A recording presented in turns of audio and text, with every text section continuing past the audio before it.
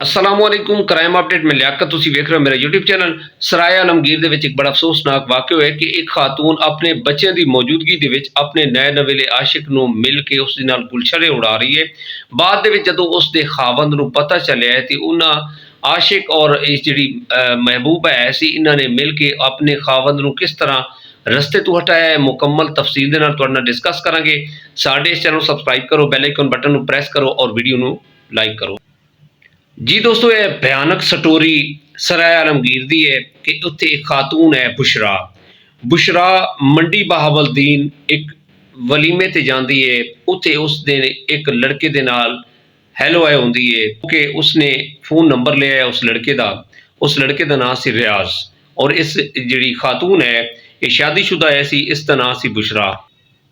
उस इवेंट तो बाद बुशरा वापस आ जाती है और एक नवे सपने जड़े ने। हालांकि ये औरत शादीशुदा है, इसके दो बच्चे है सी। इसकी जी बड़ी बेटी है उसकी उम्र सी 11 साल और इसका जोड़ा बेटा सी उसकी उम्र सी 8 साल। इन्हां दे होंदे संध्या जनाब इन्हें उस दे नाल सलाम दुआ शुरू कर दी। बुशरा का जोड़ा खावंद है सी मेहनत मजदूरी करता सी, उसका नाम सी मुबीन और वो मेहनत मजदूरी करन कारण सुबह चला जाता सी और रात नूं लेट पा वापस आंदा सी। यह रूटीन सी और बुशरा जदों वो चला जाता सी फिर वो फोन ते शुरू हो जाती सी। ये अपने जड़ा इहदा नवा फ्रेंड बनिया सी रियाज। रियाज हर हफ्ते उसनूं मिलन आ जाता सी सराय आलमगीर। जदों इसका खावंद चला जाता सी और इसके बच्चे जड़े है सी उन्हां नूं इस चीज़ का पता लग गया सी कि जिहड़ी साडी वालदा है वो किसी दे नाल गलत बदफेली कर रही है। लेकिन वो उन्होंने डांट देंदी सी और उन्होंने दसदी सी कि ये तुहाडा चाचू है और ये दूरों मिलन आंदा है और उन्होंने इस तरह करके बहाने दे के कुछ पैसे देंदी सी कि तुसी जाओ कोई चीज़ खरीद ले आओ। इस तरह करके ते उस दे नाल वो बदफेली करदी रहिंदी सी। बुशरा दी जिहड़ी शादी हुई सी 14 साल पहले हुई सी मुबीन दे नाल और ये तकरीबन इस चीज़ का उसनूं नहीं सी पता मुबीन नूं कि मेरी जिहड़ी बीवी है उसके किसी और बंदे दे नाल नाजायज़ तल्लकात हैं। मुबीन जदों मजदूरी ते चला जाता सी पिछू कॉल कर देंदी सी बुशरा रियाज नूं कि मैं कली हाँ तू आ जा घर और वो बिला झिझक जनाब रियाज आ जाता सी इसके घर। रियाज की इतनी उम्र नहीं सी ते इस तरह होया है कि एक दिन काम तो जल्दी आ गया है। मुबीन जदों आया तो उन्होंने खुसर पुसर महसूस हुई कमरे दे विच ते उन्हें दस्तक दी। उसकी बेगम ने अंदरों कुंडी लाई हुई सी। उन्हें जदों कुंडी खोली है तो उन्हें कहा जी अंदर कौन है। उन्हें कहा जी कोई भी नहीं है तो मैं बच्चों के नाल गल कर रही हाँ। उसने ना वाशरूम ओवरऑल घर की तलाशी लेनी शुरू कर दी और जदों मुबीन ने बैड के तलू देखे तो वह हक्का बक्का रह गया। उसने उसकी गिरबान चू पकड़िया रियाज की गिरबान चू पकड़ के उन्हें बाहर घसीटिया कि तू कौन है, तू साडे कमरे दे विच दाखिल किस तरह होया है।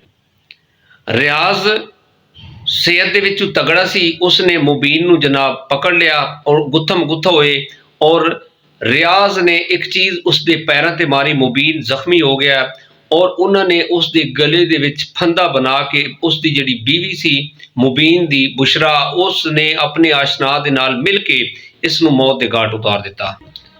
रियाज ने इस फंदे नूं जोरदार जदों दबाया उस कपड़े की मदद दे नाल उन्होंने इसनूं मौत दे घाट उतारिया और जदों देखिया है कि इसके सांस नहीं आ रहे रियाज नूं बुशरा ने प्लानिंग के तहत नसा दिता और 15 ते कॉल की। उस तो पहले इसने चाय पीती, आराम किया।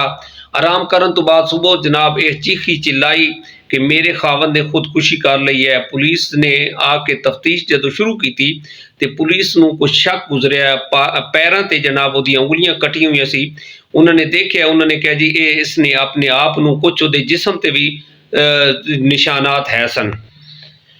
SHO साहब नूं जदों शक गुजरिया उन्होंने अपनी जिहड़ी लेडीज़ पुलिस है उसनूं बुला के लेडीज़ पुलिस ने तफ्तीश शुरू कर दी। बाद दे विच जदों उन्हां नूं शक गुजरिया उन्होंने इसनूं शामिल तफ्तीश कर लिता इस औरत बुशरा नूं और जदों इसते जबरदस्ती की इसनूं अच्छे तरीके दे नाल जिस तरह कानून के हिसाब दे नाल इहनूं पूछा गया तो ये मन गई। इन्हें सारी स्टोरी सुनाई और इसने अपने आशना जिहड़ा इहदा आशिक है सी रियाज उस दे बारे भी दसिया। फिर उसनूं भी गिरफ्तार किया गया।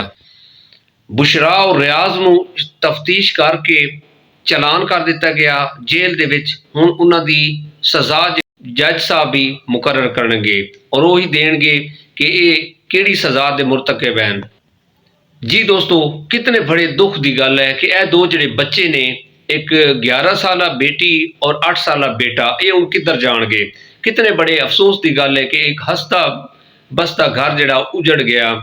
ਇਸ ਔਰਤ ਦੀ ਇੱਕ ਨਾਅਹਿਲੀ ਪਾਰੋਂ ਇਸ ਦੀ ਗਲਤ ਕਾਰੀਆਂ ਜਿਹੜੀਆਂ ਨੇ ਕੀਤੀਆਂ ਨੇ ਆਪਣੇ ਸ਼ੌਕ ਪੂਰੇ ਕਰਨ ਕਾਰਨ। ਹਾਲਾਂਕਿ ਮੁਬੀਨ ਜਿਹੜਾ ਮਿਹਨਤ ਮਜ਼ਦੂਰੀ ਕਰਕੇ ਇਹਨਾਂ ਦਾ ਪੇਟ, ਬੱਚਿਆਂ ਦਾ ਔਰ ਇਸ ਔਰਤ ਦਾ ਪੇਟ ਪਾਲ ਰਿਹਾ ਸੀ, ਇਹਨੂੰ ਜ਼ਰਾ ਸ਼ਰਮ ਨਹੀਂ ਆਈ, ਜ਼ਰਾ ਤਰਸ ਨਹੀਂ ਆਇਆ, ਅਹਿਸਾਸ ਨਹੀਂ ਹੋਇਆ ਕਿ ਮੇਰਾ ਖਾਵੰਦ ਮੇਰੇ ਕਾਰਨ, ਬੱਚਿਆਂ ਕਾਰਨ ਕਿਤਨੀ ਤਗੋ-ਦੋ ਕਰ ਰਿਹਾ ਹੈ ਕਿ ਇਸ ਨੇ ਇਤਨਾ ਭਿਆਨਕ ਇਸ ਦਾ ਚਿਹਰਾ ਸੀ ਜਿਹੜਾ ਸਾਹਮਣੇ ਆਇਆ ਹੈ। ਜੀ ਦੋਸਤੋ, ਕੁਝ ਐਸੇ ਵਾਕਿਆਤ ਹੁੰਦੇ ਨੇ ਜਿਹੜੇ ਸਾਡੀ ਨਜ਼ਰਾਂ ਦੇ ਵਿੱਚ, ਸਾਡੇ ਵਹਿਮੋ ਗੁਮਾਨ ਵਿੱਚ ਨਹੀਂ ਹੁੰਦੇ ਤੇ ਸਾਡੇ ਜਿਹੜੇ ਕਾਨੂੰਨ ਹੈ ਉਹ ਤਫਤੀਸ਼ ਕਰਕੇ ਸਾਹਮਣੇ ਲੈ ਆਂਦਾ। ਅਗਰ ਇਹ ਤਫਤੀਸ਼ ਨਾ ਹੁੰਦੀ ਜਾਂ ਇਸ ਤਰ੍ਹਾਂ ਨਾ ਹੁੰਦਾ ਤਾਂ ਇਸ ਦਾ ਜਿਹੜਾ ਹੈ ਅਸੀਂ ਇਹ ਬਿਲਕੁਲ ਬੰਦ ਕਰਕੇ ਦਾ ਜਿਹੜਾ ਬਾਬ ਹੈ ਅਸੀਂ ਬੰਦ ਕਰਕੇ ਇਹਨੇ ਇੱਕ ਆਪਣੀ ਨਈ ਸ਼ੁਰੂਆਤ ਕਰਨੀ ਸੀ ਰਿਆਜ਼ ਦੇ ਨਾਲ। ਇਸੇ ਪੈਗਾਮ ਦੇ ਨਾਲ ਮੈਨੂੰ ਇਜਾਜ਼ਤ ਦਿਓ। ਆਪਣਾ ਢੇਰ ਸਾਰਾ ਖਿਆਲ ਰੱਖਿਆ ਹੈ ਔਰ ਕਮੈਂਟ ਦੇ ਵਿੱਚ ਇਸ ਵਾक़ੇ ਦੇ ਬਾਰੇ ਇਜ਼ਹਾਰ ਖਿਆਲ ਲਾਜ਼ਮੀ ਕਰਨਾ। खुदा हाफिज़।